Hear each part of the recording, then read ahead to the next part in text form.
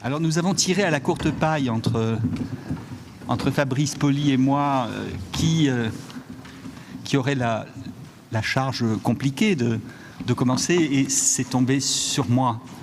Voilà, donc c'est... Alors, je ne sais pas s'il faut se présenter. Je m'appelle Paul Rossi, je suis inspecteur général du groupe des lettres. Nous sommes quelques-uns dans la salle, je crois, au moins 3. On m'entend pas? Il faut vraiment que je me rapproche du micro, alors. Donc, mesdames, messieurs, chers collègues, voilà.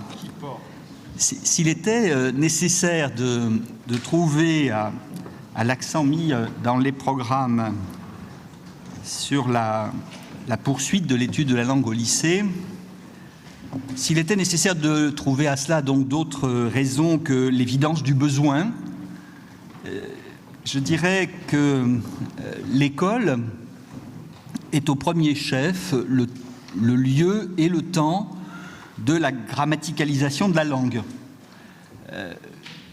Grammaticalisation qui est liée au sens même de l'effort d'éducation. J'emprunte cette expression de grammaticalisation de la langue à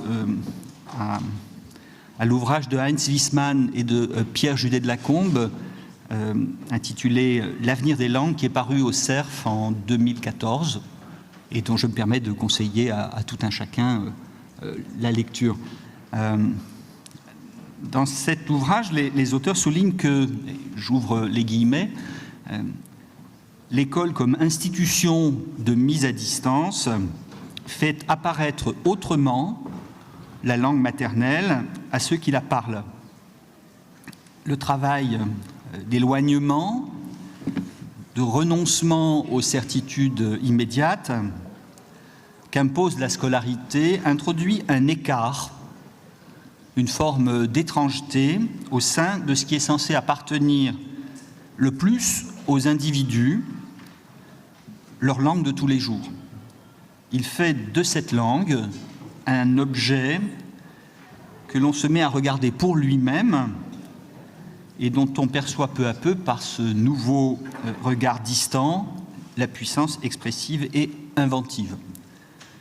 En se détachant de ce qu'on savait dire naturellement, non seulement on enrichit sa capacité à parler et à entendre, mais plus fondamentalement, on découvre ce qu'est une langue, toute langue. Voilà, je ferme les guillemets.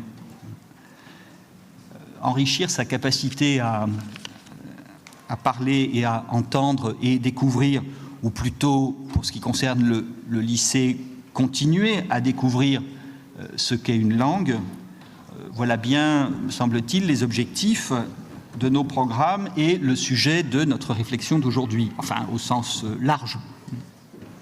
Ce travail de l'école, vous en conviendrez aisément avec moi, n'est pas achevé à la fin de la scolarité obligatoire.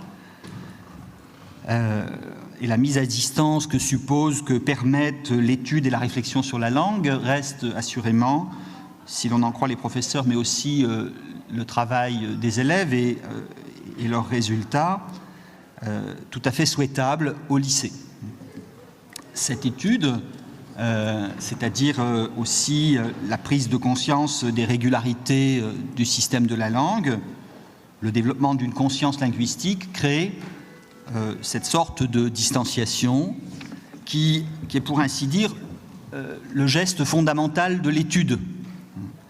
Et cette distanciation, ou cette distance, elle l'introduit au sein même de la langue maternelle, celle qui est depuis la naissance, celle qui accompagne depuis la naissance et qui soutient toutes les expériences de chacun.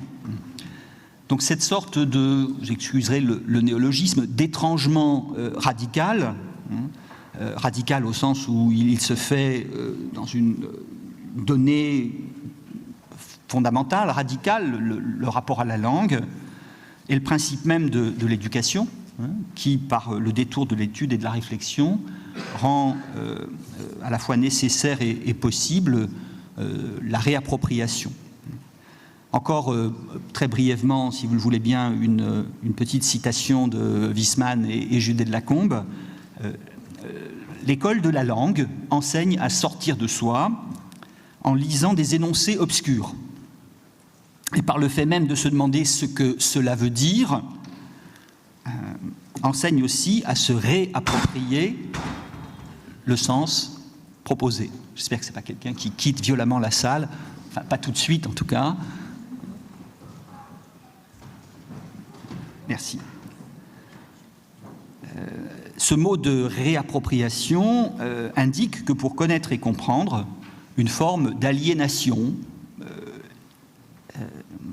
de coupure avec soi est nécessaire et que c'est là la condition d'un retour vers soi, un soi enrichi, changé par cette expérience.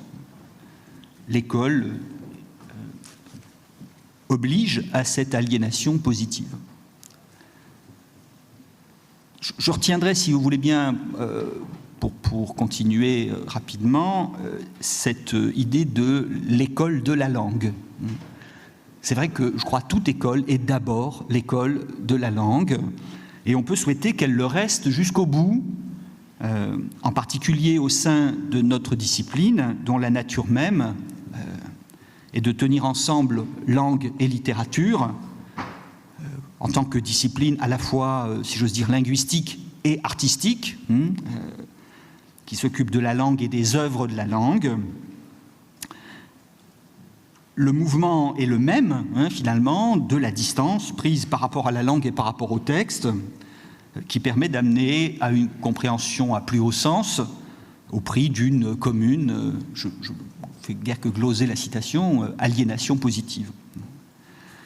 Alors, dans la perception que nous avons généralement des programmes de lycée, on parle d'ailleurs volontiers, même si la discipline n'est pas dénommée lettres, on parle volontiers du cours de lettres, au moins aussi souvent que du cours de français au lycée.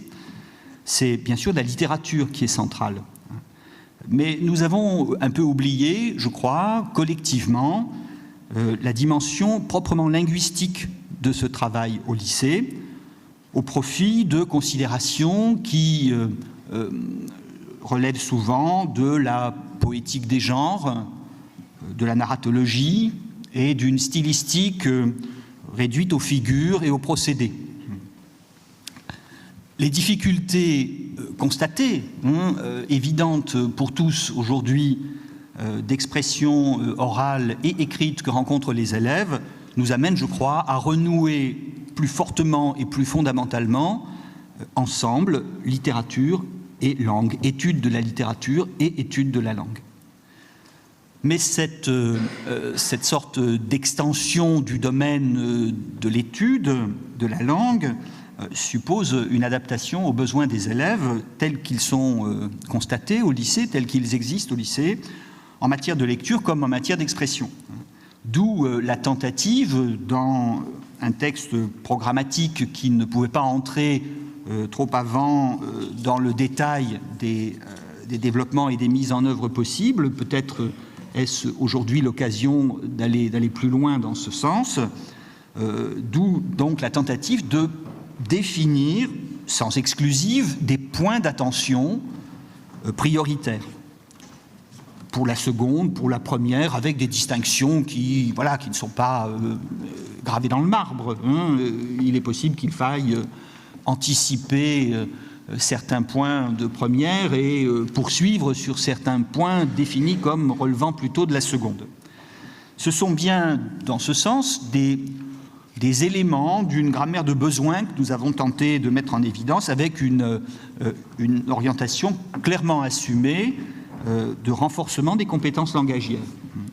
Il ne s'agit pas, en quelque sorte, ou en somme, de faire des grammairiens, de proposer une étude qui anticiperait trop sur le choix que feront certains de consacrer leur vie à l'étude de la langue. Il en est, il en faut, mais ça ne peut pas être le cas de tous les élèves de seconde et de première. Mais il s'agit bien de les aider à écrire et à parler avec plus d'aisance, plus de justesse, d'étendre le registre de leur registre d'expression, de les doter des moyens de nuancer leurs propos ou de le porter avec force, enfin bref, de mieux dire ce qu'ils ont à dire. Toute chose qui demande à être exercée dans le cadre et au service du travail de la classe de français en seconde et en première, sans disjonction avec ce qu'est ce travail par ailleurs. Travail de formation d'une culture, de formation des capacités d'interprétation et de transmission du sens porté par les œuvres du sens, des valeurs, enfin voilà, l'objet n'est pas là aujourd'hui. Mais le renforcement de ces compétences langagières ne saurait non plus être disjoint d'une consolidation de ce qu'on appelle les compétences linguistiques, c'est-à-dire de la capacité des élèves à analyser et à comprendre le système de la langue pour les aider à développer une véritable compétence linguistique. On ne saurait, je crois, mais c'est une sorte de propos de bon sens que j'ai presque honte de consacrer quelques secondes encore, on ne saurait sans comprendre s'exercer, sans pouvoir intellectualiser ce qu'on cherche à acquérir. Et la réflexion sur la langue et son étude sont bien un temps essentiel de la grammaticalisation dont il a été question tout à l'heure. Cette distanciation, et je boucle les choses par là, est tout aussi importante, je crois, pour développer les compétences de compréhension et d'analyse des textes que pour permettre l'amélioration des capacités d'expression, qu'une sorte d'imprégnation et d'exercice ne suffirait pas à assurer sans cet effort de systématisation. Les deux choses se complètent en quelque sorte de façon absolument nécessaire. Pour jouer sur les mots, on pourrait dire qu'il faut en la matière un travail systématique, en effet, systématique à la fois au sens où il s'agit de faire prendre conscience de la langue comme système, mais aussi systématique au sens où il s'agit de développer méthodiquement et régulièrement ces compétences langagières et linguistiques les unes avec les autres. Il sera donc question de tout cela aujourd'hui, de tout cela et sans doute de beaucoup d'autres choses encore. Et je nous souhaite à tous une bonne et riche journée de travail. Je vous remercie de votre attention.